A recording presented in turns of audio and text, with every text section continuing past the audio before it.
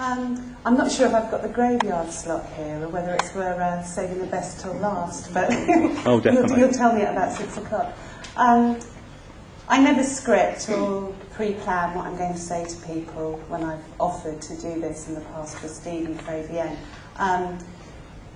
I want to just start at the beginning, if I may, for a couple of minutes this evening, and then I'll rewind back and go through the detail, because I think it's easier for you to appreciate why I probably feel more passionate about it now than I ever did before, and about AVN and the benefits of being members of AVN.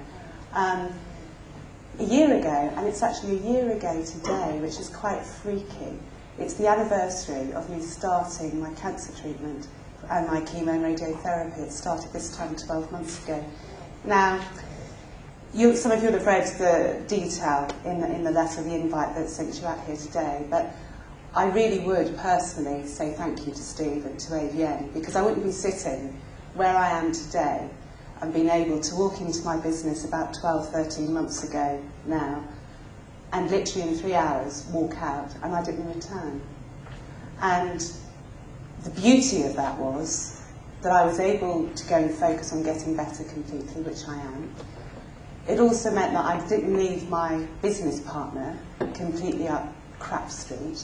You know, we were a two-partner firm, so with one partner exiting and not coming back, the business continues to be very successful and thriving, and indeed, which is a bit of a bruise to my personal ego, I haven't been replaced.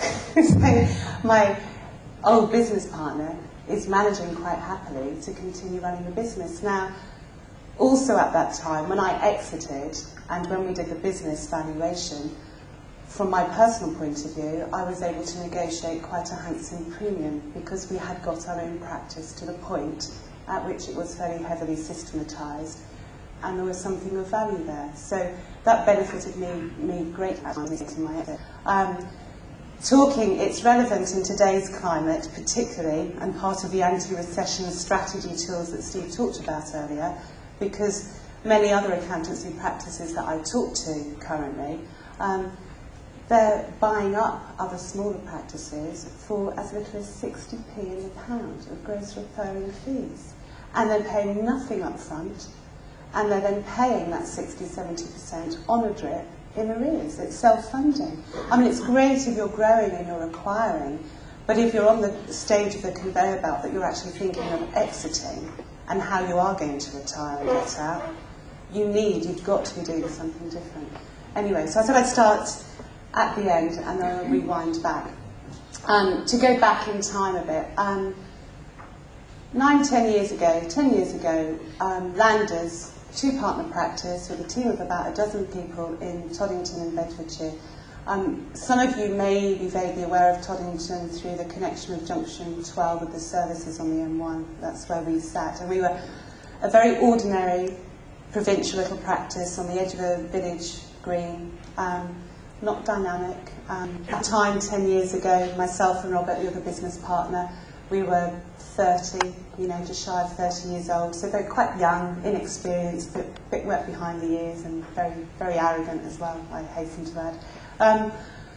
We bought a sole practitioner out, and whilst we knew there was potential there, we didn't quite know how to get the most out of it. We bought and inherited a situation where the lock-up that's been spoken about today was awful. There was huge bad debts, work in progress galore that would probably never be billed out, but nobody had done anything about it.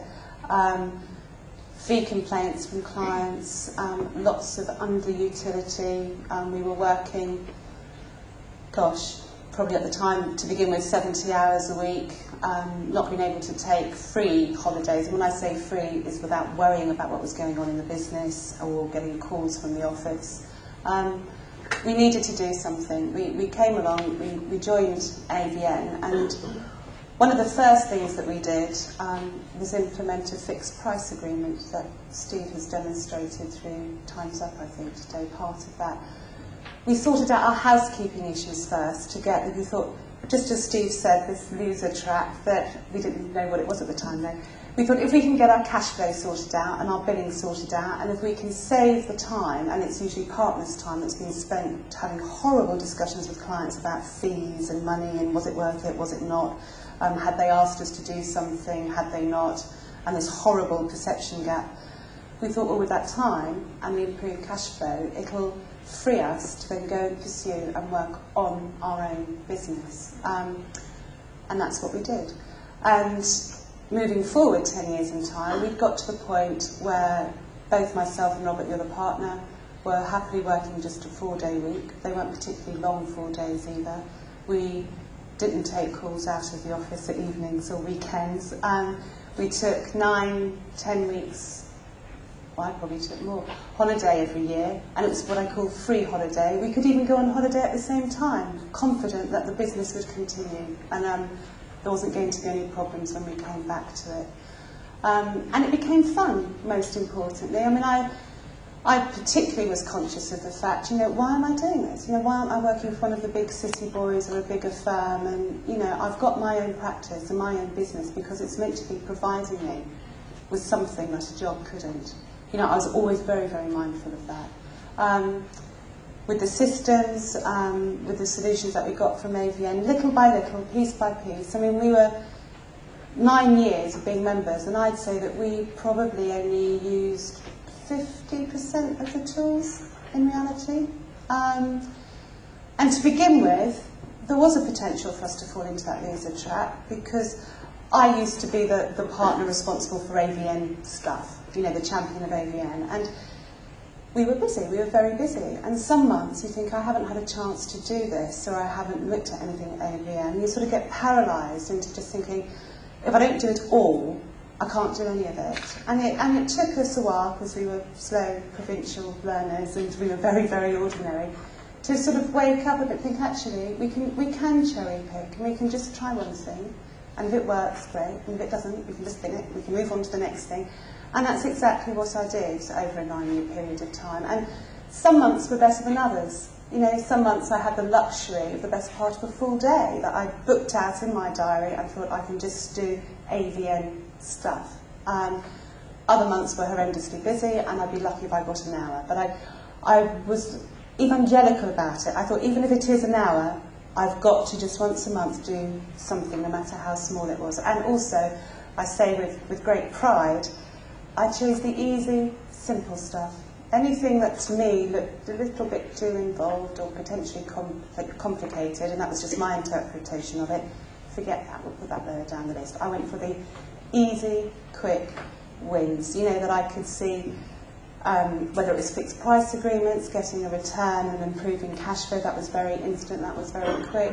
I remember going back to last year, the beginning of last year, when AVN Tax started offering their resources, we got the guys to run a seminar for us, we got them in for a day to do a clinic. That was so easy, because it required, I think, 20 minutes of my time to make the phone call. My secretary then invited the right type of clients to come along. So, nothing. And the return we had on that was fantastic. We thought, well, great, that justifies the membership fee and more for quite a while. So I was very mindful of that. I always went for the easy stuff. And I used to come along to events like these, and I would listen to other people, and anything that they'd implemented that worked for them, I'd just steal it with pride. I think, well, they've done the testing, I'll do it now, because it's worked for them, it'll work for us, and it'll be easy. Similarly, there were times over the 9 years that we tried different bits and pieces, and it didn't work for us. We thought, that's all right, tried it, bin it, next, move on. Just keep little by little by little, slowly, slowly, slowly. And I think it's been mentioned this afternoon about being persistent. Just slowly, slowly, chug, chug, chug along. And I stressed the fact we were a very ordinary, small firm, that wasn't going to set the world on fire. And that was a strategy that worked for us over that period of time.